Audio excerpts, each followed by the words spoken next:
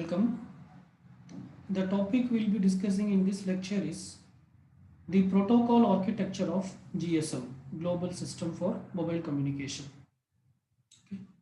So here the main interest is the UM interface, as the other interface occur between entities in a fixed network.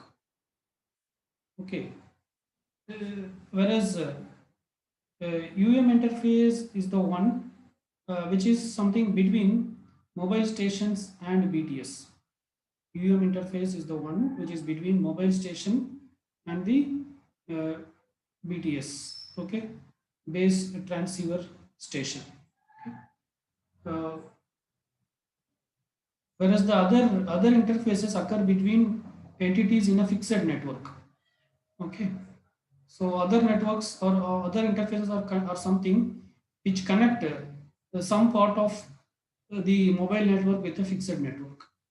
So here our main focus will be on UM interface. The layer 1, which is the physical layer, handles all radio specific functions. This radio specific functions includes creation of burst according to the 5 different formats. 5 different formats in the sense which we have discussed in the previous session. It may be a multi-frame, or it may be a control multi-frame, or it may be a combination of 26 super frames, or combination of 51 super frames or hyperframe. Okay, so that is what is called as 5 different formats. Creation of burst, that is data in 5 different formats. So this is one of the job of the physical layer. The other functionality is multiplexing of burst into a TDMA frame. So we know that according to our last session discussion, so basically there is a TDMA frame, and that TDMA frame will have multiple slots. Basically, the TDMA frame has 8 slots. So that multiplexing or will be also taken care by the physical layer.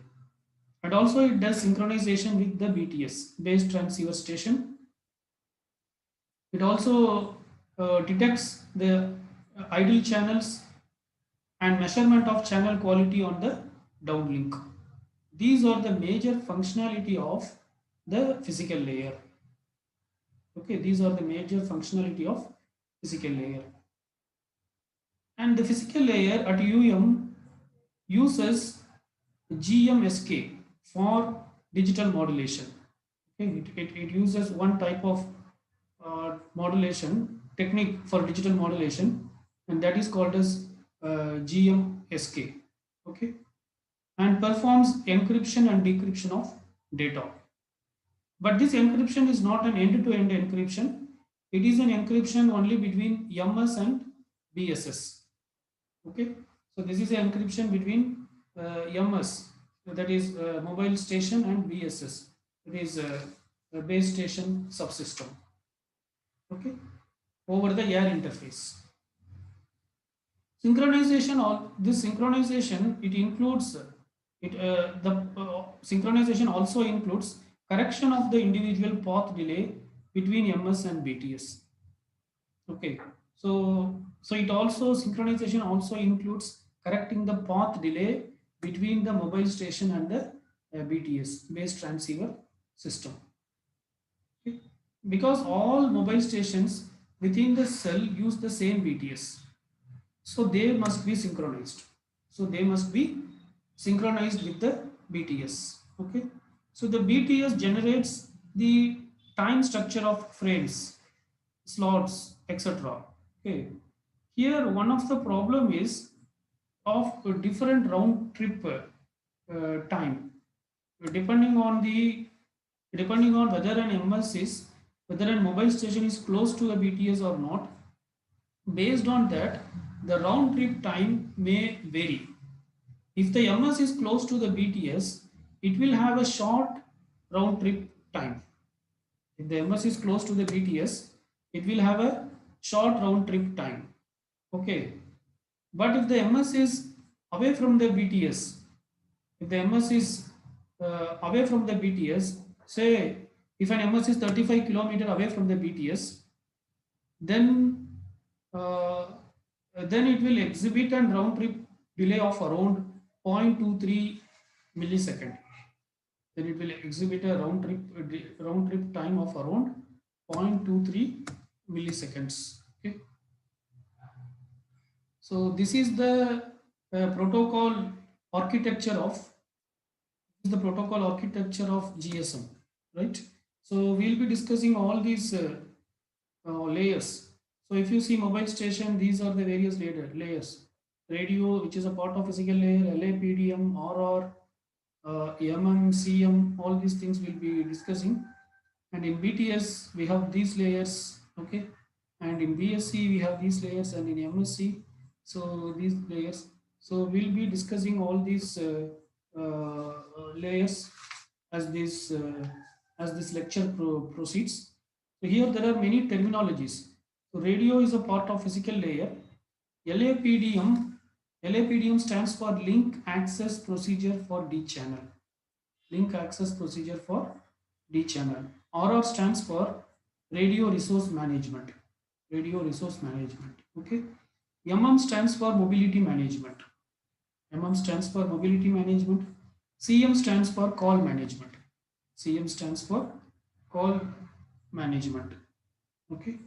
And BTSM stands for BTS Management, Base Transceiver System Management. Okay. So PCM stands for Pulse Code Modulation. PCM stands for Pulse Code Modulation. BSS AP is an BSS access point. Okay.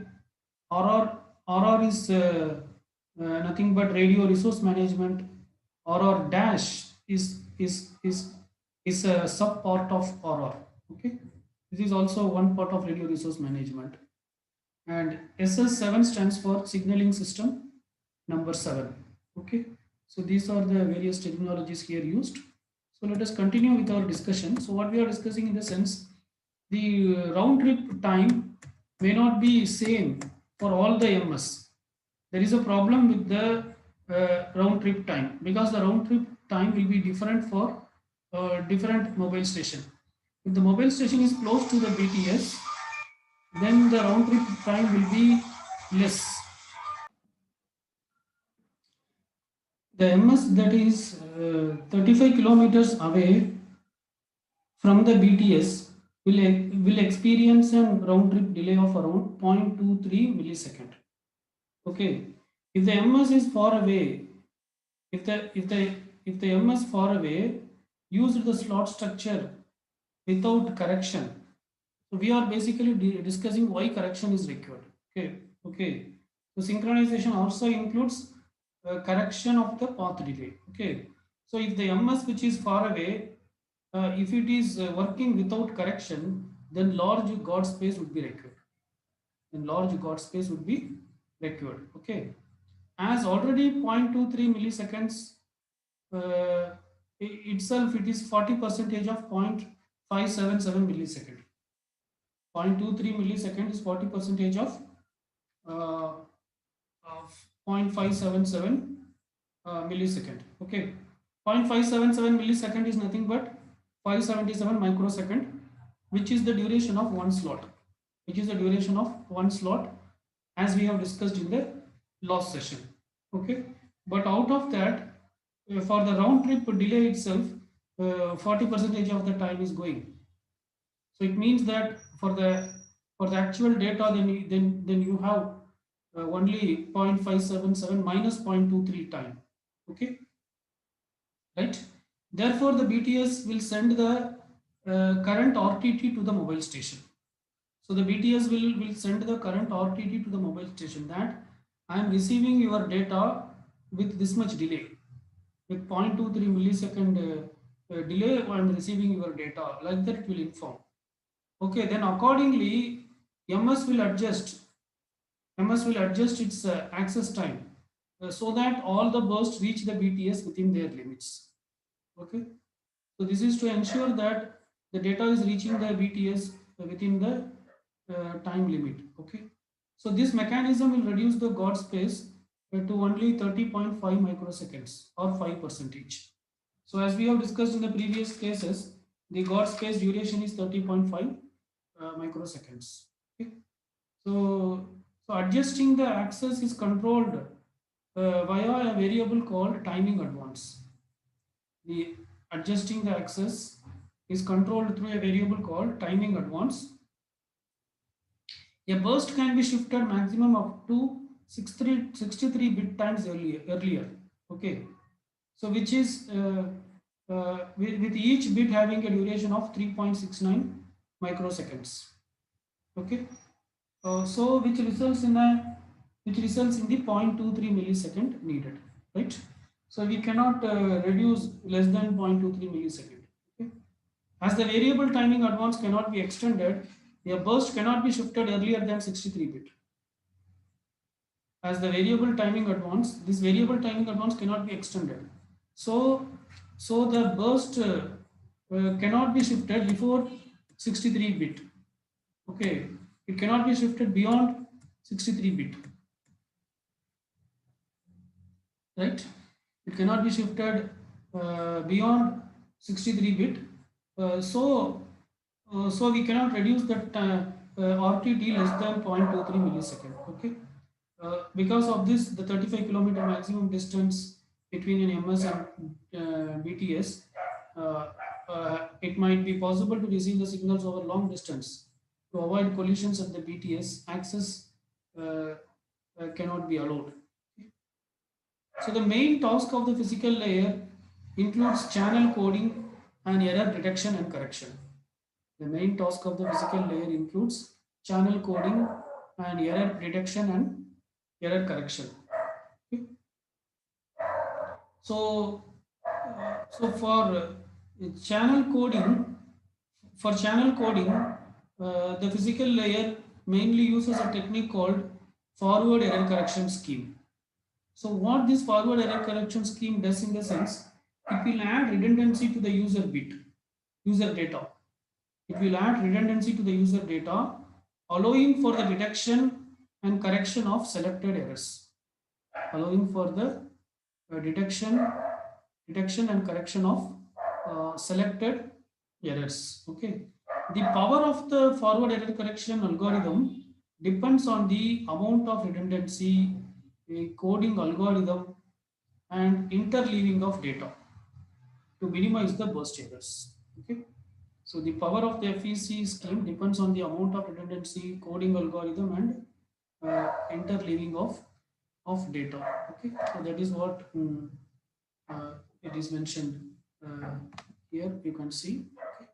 So the power of FEC depends on all these factors. Right.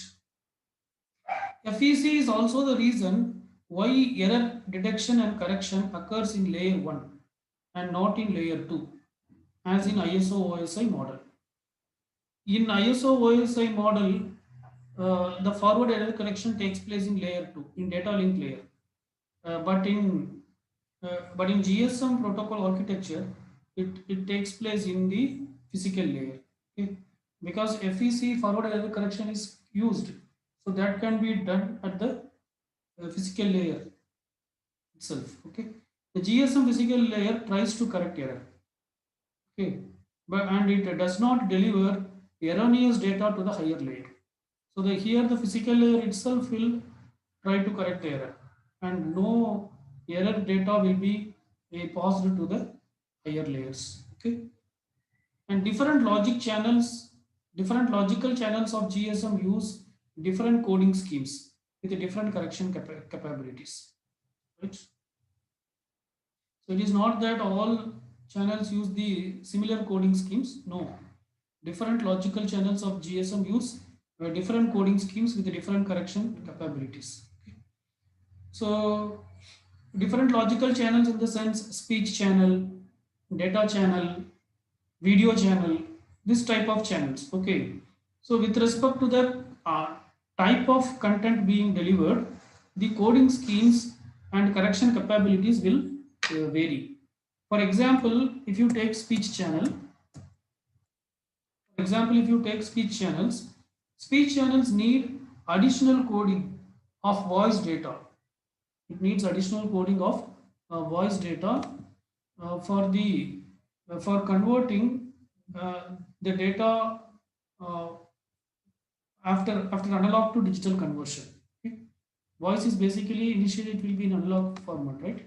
So after converting to digital format, it needs it's need it needs additional coding of voice. Okay, in order to achieve a data rate of 22.8 kilobits per second, because we have to ensure a data rate of 22.8 kilobits per second.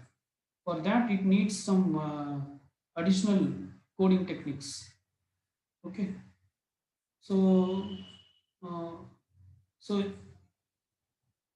using the 13 kilobits per second from the voice codec plus redundancy CRC bits and interleaving. Okay, see the output from the voice codec will be 32 kilobits per second, but after adding the but after adding redundancy bits, CRC cyclic redundancy checks and interleaving, it will the data rate will become 22.8 kilobits per second. So voice is the main service that is offered by GSM. The voice is the main service that is offered by GSM. Physical layer also contains some special function such as voice activity detection, which is called as VAD, is called as VAD, which is nothing but voice activity detection, which transmits voice data only when there is a voice signal. Okay, so this is an important task of physical layer, which performs something called voice activity detection. So which it will transmit voice data only when there is a voice signal. Okay, so this mechanism will help to decrease the interference, as the channel might be silent approximately 60 percentage of the time. See, even when you are talking over the mobile phone with someone else, 60 percentage of the time the channel will be idle. 60 percentage of the time the channel will be idle, because if one person is speaking, the other person will be listening, and also there will be some time gap between their talk. Okay, because they have to think and then they have to talk. Okay, so 60 percentage of the time the channel will be idle under the assumption that only one person speak at the time, and some extra time is needed to switch between speakers. Okay, so when somebody else want to speak, some extra time is needed. Okay, so during the period of silence also, the physical layer generates some little noise. That noise is called as comfort noise. Even if nobody is talking, say two persons were connected over the mobile phone, even if nobody is talking, the physical layer will create a noise. That noise is called as comfort noise. Why this noise is created? In the sense, if no noise is there, if there is dead silence, then the user may have doubt whether the connection is there or not. Okay, so the comfort noise, it is generated to fake a connection. Complete silence would probably confuse the user, because user may think whether we are connected or not. Like that, he may get a doubt. So some sound will be there. Okay, but actually no data transmission will take place. So this VAD will take care. It will take care when there is a voice, then it will transmit. When there is no voice, it will generate the comfort noise, so that the user will feel that okay, the connection is still live. Okay.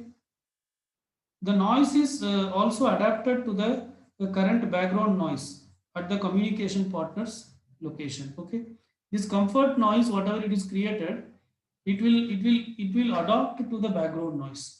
Depending on the user's background noise, accordingly the comfort noise will be created. Okay, so all this interleaving of data for a channel to minimize interference due to burst errors. So why all these things are being done? In the sense to minimize the burst errors, and the recurrence of pattern of a logical channel generates a delay for transmission. Okay, so because of adding all these things, there will be some delay in data transmission. This delay will be up to 60 millisecond for TCH, that is traffic channel full rate, and 100 milliseconds for TCH traffic channel F9.6. Okay, right. The next thing what we'll be discussing is uh, signaling between entities in a GSM network requires higher layers. Signaling between entities requires higher layers. For this purpose, uh, LAPDM protocol was defined at the UM interface for layer 2. Okay, so if you recall the architecture diagram, if you go back and recall, there is something called as LAPDM. LAPDM is in the layer 2. Okay, so you can see here LAPDM is in layer 2. So far we have discussed about physical layer. What are the job of physical layer? What are the things done in the physical layer? Like mainly forward error correction is being done and voice activity detection, and it creates comfort noise. All these things are part of the physical layer, and also synchronization, encryption, decryption, right? But next, now we are moving to the next layer. So in the next layer, we have LAPDM, which will take care of signaling between entities. It will take care of signaling between entities in the GSM. Okay. So LAPDM protocol is defined at the UM interface of layer 2. Okay, it is in the layer 2. It is in the layer 2 of mobile station and also in BTS and also in BSC. Okay. So in BTS you can see there are two things. Uh, there is two LAPDM. There is one is LAPDM, the other one is LAPD. Okay, one is LAPDM, the other one is LAPD. Right. So this is for the receiving end and this is for the transmitting end. So it receives data this way and it will send this way. Okay, from mobile station it receives from here and it will communicate to the BSC like this. Okay, if there is any communication from BSC, then it will receive this way and it will send to the mobile station this way. Okay, fine.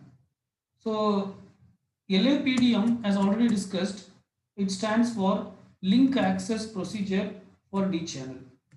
Link Access Procedure for uh, D channel in ISDN system. Okay, so Integrated Services Digital Network. It is also used in the wired networks.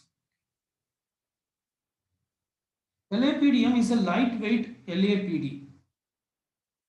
So it is a lightweight version of LAPD.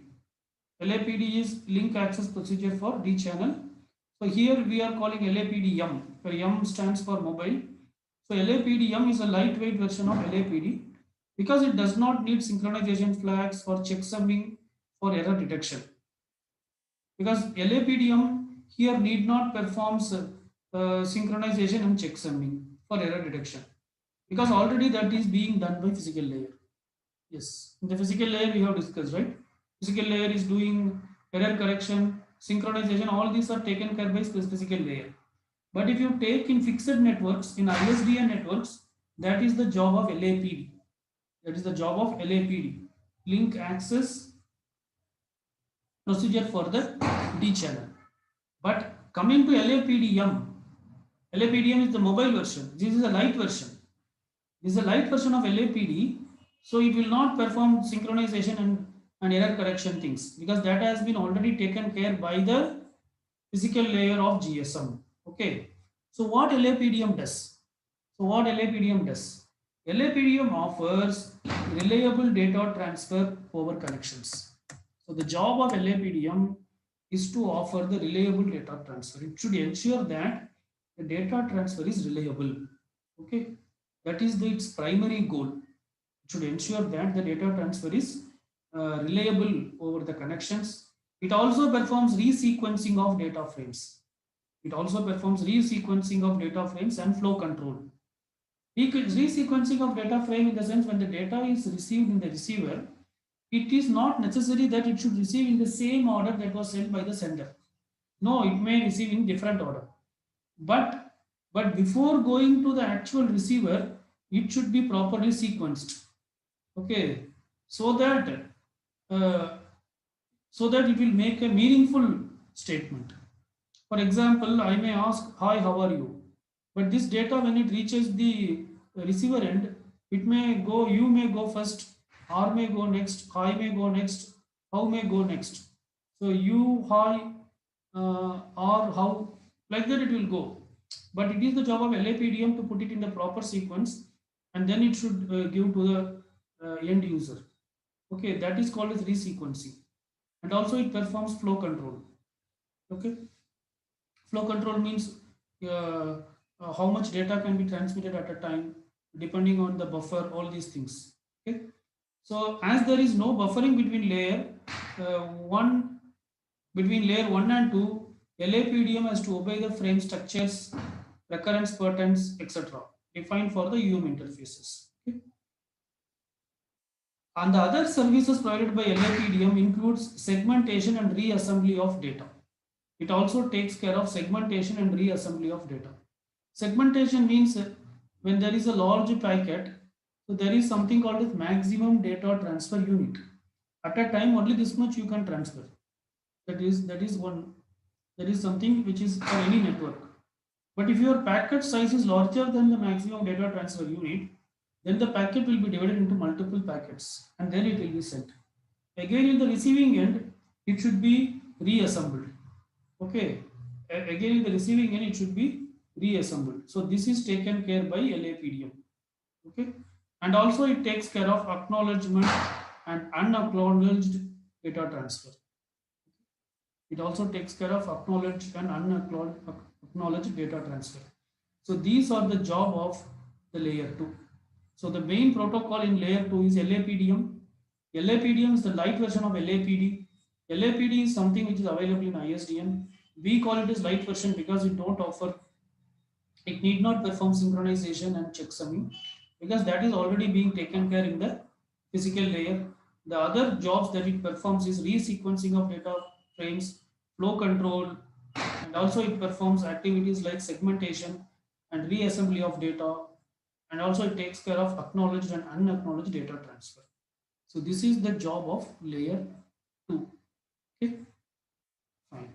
So in layer 3 of GSM, we have RR management.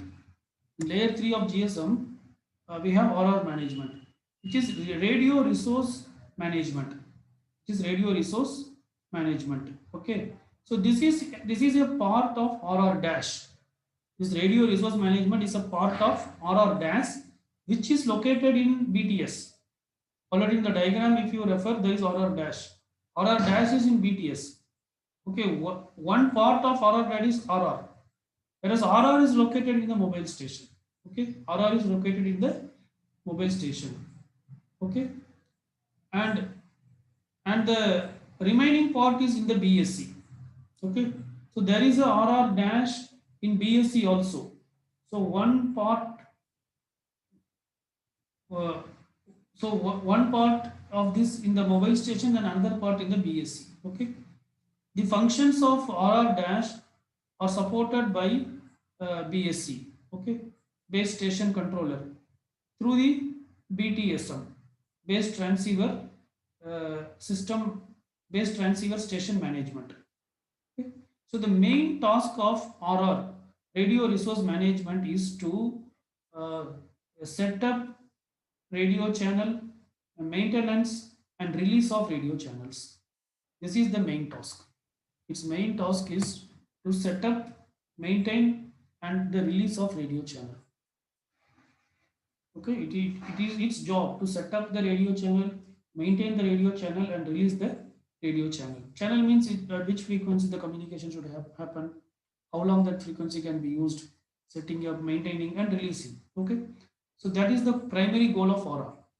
RR also, it is radio resource management, also directly access the physical layer for radio information and offers a reliable connection to the next higher layer. Okay. See, in between RR there is a LAPDM. In between RR there is a LAPDM. But this layer can directly access the physical layer for radio information. If it needs any radio information, then in such cases it can directly access the physical layer and it offers a reliable connection to the other higher layers. So this is the job of RR. Okay. So one part of RR is the RR dash, which is in the BTS. The remainder is in the BSC. The main task of RR is to set up, maintain, and release radio channels, and RR also can directly access the physical layer for radio information, and it offers reliable connection to the next higher layers. Okay, so that's it about the third layer of mobile station. The next layer is mobility management. Okay, so mobility management, it includes functions for registration. So basically, it is about when a mobile station is moving from one base station to another base station, from one BTS to another, or from one BSS to another. In that case, what it should do first, it should register in that particular location. So it includes functions like registration, authentication. It should verify that the correct user is only using the device, identification, okay, identifying the user, location updating. When a user is traveling from one area to another area, then if he is going to the new area, then in that base station it should be, the location should be updated. In the original HLR also the location should be updated. Location updating, and the provision of TMSI, temporary subscriber identity. All these are all these are the functions of mobility management. Mobility management functions include registration, authentication, identification, location identity, location updation, and TMSI. What is TMSI in the sense? When the user is communicating with another user, when the user is communicating over the radio interface, over the air interface with the another user, at that time, at that time, the mobile station will be identified using a temporary number. That temporary number is called as TMSI, temporary mobile subscriber identity. At that time, IMSI will not be used. IMSI is International Mobile Subscriber Identity. So this is done to hide the user identity. This is done to hide the user identity. Because otherwise somebody may tap over the channel and can listen to your communication. Now somebody cannot do that because they don't know what is your TMSA. They know your IMSA. Everybody knows your IMSA. Your IMSA is nothing but your mobile number. Whereas TMSA is a temporary number which will be allocated for every connection. For every connection, a new TMSA will be given. Okay. Now if I call to somebody, then I will, my connection will be connected with that person using TMS. Okay. Now if somebody tampers over that line and if they see that TMSI, that will not match my mobile number. So they cannot identify that I am the one who is speaking. Okay. Similarly, after half an hour, if I talk with somebody else, then this TMSI will change. Right. So that is all this. The providing TMSI is also one of the function of mobility management. Okay. So IMSI will identify a user, whereas TMSI is valid only in the current location area of a VLR. TMSI is valid only in the current location area of a VLR. Okay. Mobile management offers a reliable connection to the next higher layer. So every layer offers a reliable connection to the next higher layer. So like that, mobile layer also offers, right? Okay. And then the next layer, okay, the next layer, which is I guess it is fifth layer. Yeah. First layer is radio, next LAPDM, then RR, then MM. The top layer is CM. Fifth layer is CM, call management. Okay. So this particular layer, call management, it it contains three entities. It contains three entities. What are the three entities? These are call control, short message services, and supplementary services. Okay, so the top layer or the fifth layer is call management. It contains three entities.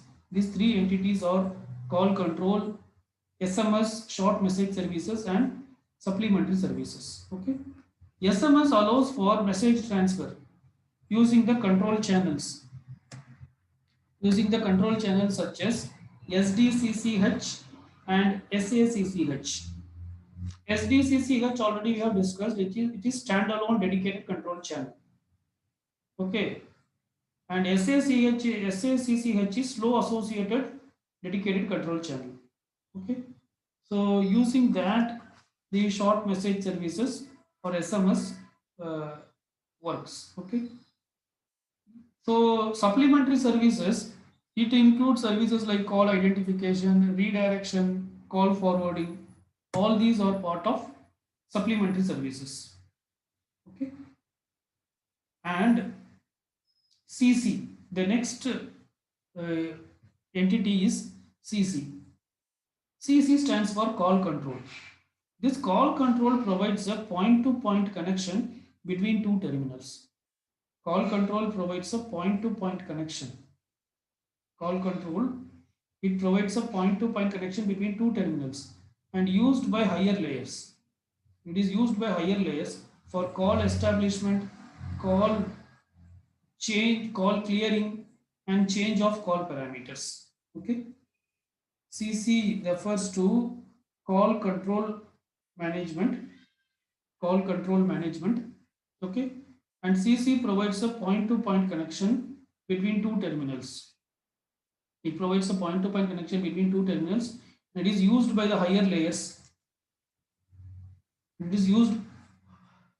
It is used by the higher layers for call establishment, call clearing, and change of call parameters. So basically, it controls everything related to your call. So that is done by call control and call control, which is a part of call management. Okay, this layer also provides functions to send in-band tones.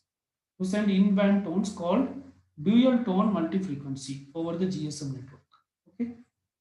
It also responsible for in-band tone called dual tone multiple frequency DTMF over the GSM network. Okay, so these tones are used for remote control of answering machines or entry of pins in electronic bank. Okay, or use of dialing in traditional analog telephone system. In traditional analog systems, you might have seen, you could recollect, when we press the numbers, some sound will come. Okay, so that sound is nothing but DTMF. That sound is nothing but DTMF. Similarly, in ATM, when you press the buttons, pin numbers, you will get a sound. Okay, so that is also generated by DTMF. Are you getting? So this type of tones, creating this type of tones are also part of CC, call control. Okay, these tones cannot be sent directly over the voice codec of GSM. Okay, as the codec would distort the tones. So this will not be sent through the codec. Codec is coder and decoder. So they are transferred as signals and then converted into tones in the fixed network part of the GSM. Okay, so they are transferred as signals and then converted into tones in the fixed network part of the GSM. That is, they are not passed through the codec, rather they are passed through the fixed network part of the GSM. Okay. So additional, so this is about the core information about the protocol architecture of GSM. This is the core information about the protocol architecture of GSM. Additional protocols are used at ABs and A interface. There are some other protocols which are used at ABs and A interface. Okay. Data transmitted at the physical layer typically uses pulse code modulation. In the physical layer data transmission, it should be modulated, right? So the different, so normally in the physical layer, it uses pulse code modulation. Okay.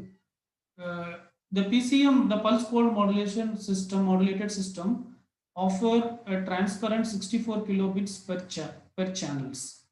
The data rate it offers is 64 kilobits per channel. Okay. GSM allows for sub-multiplexing 4 16-bits channel into a single 64-bit channel. Okay. Okay. 16 bits channels are enough for user data from an mobile station. For user data, 16 bits is enough. So PSM can offer data rate of 64 kilobits per channel. So GSM, what it does in the sense, it allows for multiplexing of 4 16-bit channels into a single 64-bit channel. It multiplexes four 16-bit channel, 16 kilobits per second channel into a single 64-bit per second channel, right?